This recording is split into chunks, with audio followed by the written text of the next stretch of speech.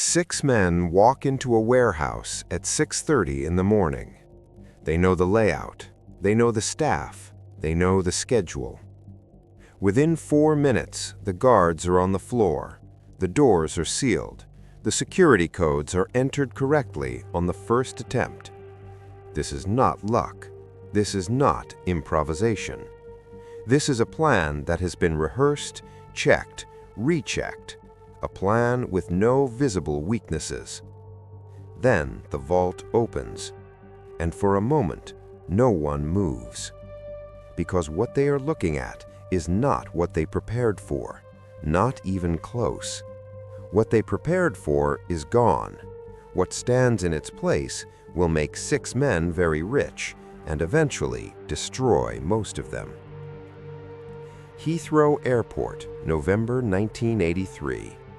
Not the terminals, not the runways, the periphery, the industrial fringe that most passengers never think about. A place called Unit 7, Brinks Mat Security Depot, positioned at the edge of one of the busiest cargo hubs in the world. Every day, this building processed millions of pounds worth of goods in transit, currency, jewelry, sensitive cargo. It was by design invisible, a gray building with gray doors and gray purpose. The men planning the robbery knew it well. Their intelligence came from inside, from an employee named Anthony Black, the brother-in-law of one of the core conspirators. Black had access. He had shift schedules. He had alarm codes. He knew which guards would be on duty on which mornings. This is the kind of information that transforms a robbery from a risk calculation into something that resembles a procedure. The target for the morning of November 26th was a cash shipment, 3 million pounds, maybe more, the kind of figure that could quietly retire several people if handled with discipline. The core team was organized around a man named Brian Robinson, with Mickey McAvoy as the operational lead on the ground. These were not amateurs. These were professionals who had spent years learning how the city's criminal economy worked, where the pressure points were, how to move money without leaving traces. They were not reckless, they were deliberate. And that deliberateness is exactly what makes what happened next so worth examining, because the plan was not undone by carelessness. It was undone by something else entirely. But to understand that, you have to understand the architecture of what they built.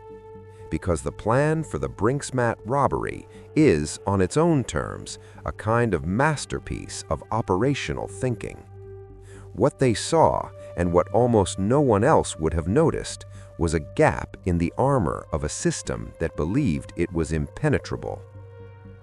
Every successful robbery has a theory behind it. Not a plan, a theory, a foundational assumption about how the world works that, if correct, makes everything else possible. For the Brinks Mat team, their theory was this: the highest valued targets in the world are not protected by physical strength. They are protected by complexity.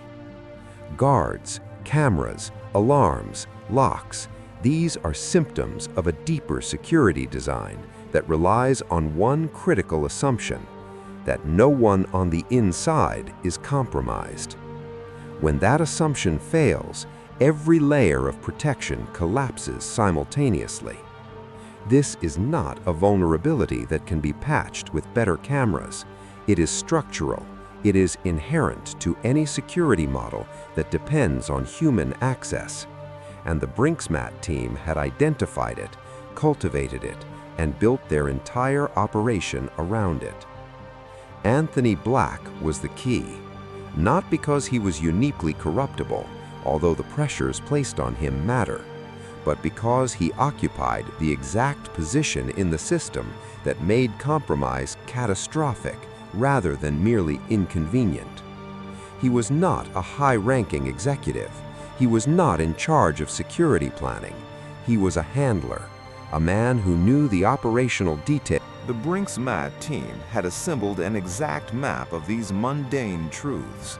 Let's walk through the operational logic. The timing of the entry was not arbitrary. 6:30 in the morning sits in a specific window. The previous shift has cleared, the new shift has just arrived and is not yet alert. The surrounding industrial area is quiet, but not suspiciously so. The window is roughly 20 minutes wide before patterns shift again. They didn't need 20 minutes, they had rehearsed it to work in under 10. The entry was through a side door, not because it was weaker, but because it was less visible from the access road. Black had confirmed the approach angle. The team came in a transit van, a vehicle indistinguishable from the dozens of logistics vehicles that moved through the area every morning. Operational camouflage, the best kind, not disguise, but context. Inside, the guards were overpowered with speed that left no window for hesitation. McCoy was direct. The guards were bound, threatened with specific and credible violence. One was doused with petrol, a psychological lever, not necessarily an intention, but one that removed any possibility of resistance. The message was calibrated to be unmistakable. The alarm codes were entered correctly. The vault sequence was followed. Every step proceeded exactly as modeled. This is worth slowing down on. Plans rarely proceed exactly as modeled. The reason this one did, through every step up to the vault, is because the intelligence was near perfect, not approximately correct, not directionally accurate, operationally precise. That level of precision requires trust in a source, and it requires that the source understands what information matters. Black was not simply passing along what he happened to know. He was, over time, being guided to notice specific things and report them accurately. This is the craft of it, the long patience before the single morning. Now, the cash. The plan centered on a specific cash shipment that had been confirmed through intelligence, £3 million, give or take. The denomination and bundling had been considered in terms of movement, how it would be loaded, transported, and eventually processed. The team had, in outline, a rough model for laundering the proceeds: property, business fronts, the usual mechanisms of the London criminal economy of the early 1980s. The laundering plan was not detailed. It didn't need to be for $3 million in cash. Cash at that scale is difficult but manageable. It moves. It is absorbed. People ask fewer questions than you might expect in certain circles. $3 million in cash was a problem the team felt equipped to solve.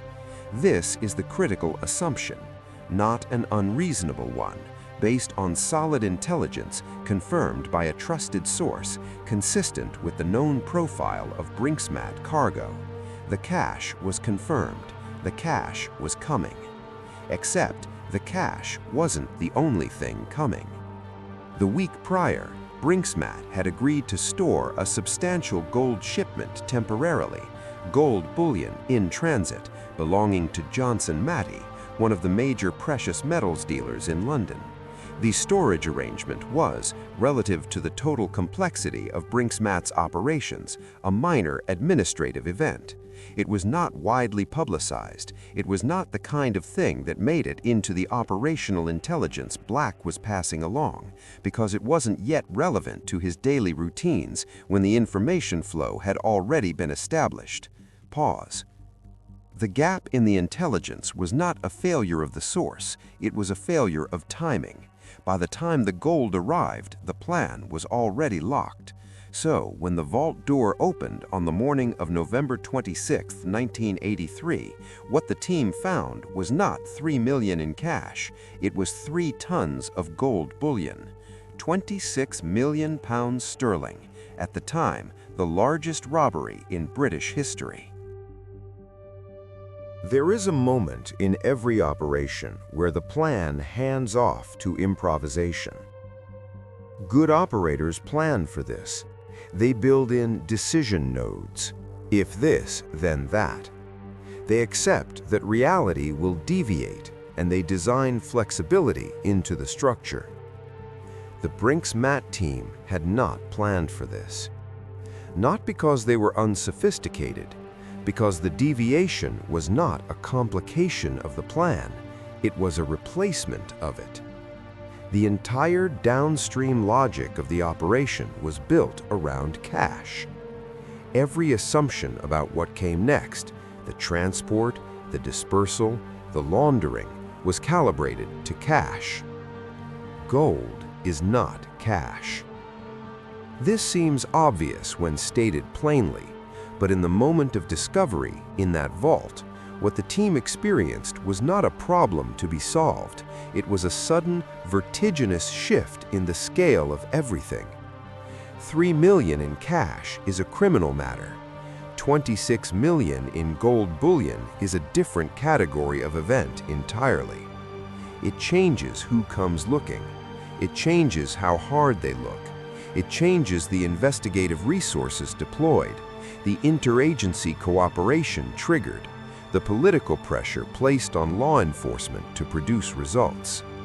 And it changes the single hardest part of any large-scale theft, converting the stolen asset into usable money.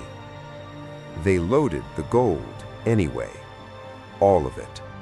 6 men, 3 tons, moving in controlled urgency. The van, a vehicle designed to be invisible, carrying 3 million in cash, was now carrying something that made it, in retrospect, conspicuous simply by existing. The team didn't know that yet. In the moment, they were professionals executing a job that had just delivered 8 times the expected yield. It was only afterwards, in the hours and days following, that the problem came into focus. Gold bullion is traceable in ways that cash is not. Each bar carries a serial number. Each bar has a chain of custody maintained by refiners, dealers, and regulatory bodies. In 1983, the London gold market was not the globalized, digitized system it later became, but it was structured enough that a sudden appearance of 3 tons of unaccounted bullion could not be quietly absorbed by simply selling it on. The gold had to be smelted, recast, its identity erased at the molecular level before it could re-enter commerce as clean metal. This required a different class of criminal infrastructure entirely. The Brinks-Matt team were robbery specialists, operational people. They were not equipped to manage a smelting and recasting operation for 3 tons of gold. That required metallurgical knowledge, access to industrial equipment, and, critically, connections to legitimate precious metals dealers willing to ask no questions. So the gold moved outward into a network the original team did not control. A man named Kenneth Noy became central to this phase. Noy was connected to both the criminal world and, through various property and business interests, to people who could move metal. He understood that the gold could be reintroduced into the market through a series of carefully structured transactions, small enough individually to avoid triggering scrutiny, large enough collectively to eventually convert the full 3 tons. It was, on paper, workable, but it required time and people and trust distributed across a network that was now orders of magnitude larger than the original 6-man operation. Every additional person is an additional failure point. This is where the breaking point reveals its true nature. It was not the moment in the vault when the team saw gold instead of cash. That was a surprise, not a catastrophe. The real breaking point was the decision to take all of it. Because that decision, made in seconds in an adrenaline-compressed moment inside a warehouse at Heathrow, committed them to a laundering problem that their plan had no mechanism for solving.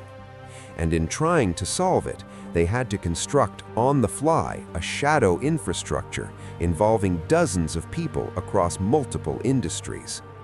The original robbery was a closed system, 6 people, clean intelligence, discrete operation. What followed was an open system, and open systems leak. Noy was eventually caught in a surveillance operation in 1985, not for the gold initially, but because police had linked him to the laundering network. During the surveillance, he killed an undercover officer named John Fordham in his garden. The subsequent investigation unraveled the laundering chain with a thoroughness that the original robbery's tight operational security could never have anticipated, because the original operation was never designed to withstand the scrutiny of a murder investigation. McAvey and Robinson were convicted and sentenced to 25 years. There is a specific category of cognitive error that almost never gets named correctly. It is not overconfidence. It is not poor planning. It is not failure to anticipate risk. It is the assumption that doesn't know it's an assumption. The Brinks-Matt team assumed they were robbing a cash depot. This is what they had been told. This is what the intelligence confirmed. This is what every element of their plan was built to address. The assumption was so deeply embedded in the structure of their thinking that it never appeared as a variable to be stress-tested. It appeared as a given, as the floor. When you are building a plan, you are always building it on a set of foundations that you treat as stable. The plan is the structure on top. The stress testing, if it happens at all, focuses on the structure, not the foundations. This is rational. You cannot question everything simultaneously. At some point, something has to be treated as settled. But the Brinks-Matt case illustrates something important about where the real risk lives. The risk is not in the parts of the plan you are uncertain about. Those you hedge. Those you build contingencies around. The risk is in the parts you are certain about, certain enough that the possibility of being wrong doesn't register as a possibility at all. The team stress-tested the entry. They stress-tested the timing. They stress-tested the communication protocols and the escape routes. They did not stress-test the answer to the question, what if the cargo is not what we expect? Because that question, to them, was not a real question. It was answered. This pattern appears in failure analysis across every field that involves high-stakes planning. Surgeons who plan meticulously for the operation, but not for the specific anatomy variation that occurs in roughly 3% of cases. Military planners who model enemy responses with precision, but assume their own supply chain remains intact. Investors who model market downturns, but assume the model itself is valid. The thing that destroys the plan is rarely found in the plan. It is found underneath it. There is a concept in engineering called an unknown unknown, a risk factor that is not just unpredicted, but unpredicted in a way that makes it impossible to search for. Donald Rumsfeld made the phrase famous, but the concept is older. It describes the specific shape of this cognitive blind spot, not the risks you don't know, but the risks you don't know. The Brinks-Matt team had a known unknown. They knew that police response times could vary. They had planned for that. They had an unknown unknown, that the cargo profile could change in the days before the operation in a way their source was structurally unable to capture. And here is the insight that follows directly from this story. The more precisely you plan for a specific outcome, the more catastrophically you are exposed to outcomes you didn't model. This is not an argument for vague planning. It is an argument for a different kind of precision. Precision about the boundaries of your model rather than only about the contents of it. The Brinks-Matt planners were operating with near-perfect intelligence up to the vault door. That precision was genuine and hard-won, but it created a false sense that the entire operation was understood. The vault door was the edge of their model. They had never asked what lay beyond it. When the door opened and the model ended, they stepped through it anyway. And they kept stepping, further and further from anything they had prepared for. There's a question this story keeps circling back to, and I don't think it has a clean answer. The Brinks MAT team had better intelligence than most criminal operations of their era, better than many legitimate operations of their era. Their information was specific, verified, actionable. And yet, the intelligence they had was so good that it became a liability, not because it was wrong, but because it was right about everything it covered. And everything it covered was precisely the territory they had already decided mattered. Good information is not the same as complete information. High confidence is not the same as high accuracy. This is a problem that doesn't stay inside the world of criminal planning. It appears in every environment where people use gathered intelligence to build mental models and then act on those models under pressure. The question I keep returning to is this: when you have a plan, any plan at any scale, how do you distinguish between the parts of it that have been tested and the parts that you've simply decided to treat as stable? Because you probably can't test it all. No one can. But the most dangerous assumptions are the ones wearing the clothes of settled facts. How do you find those before the vault door opens?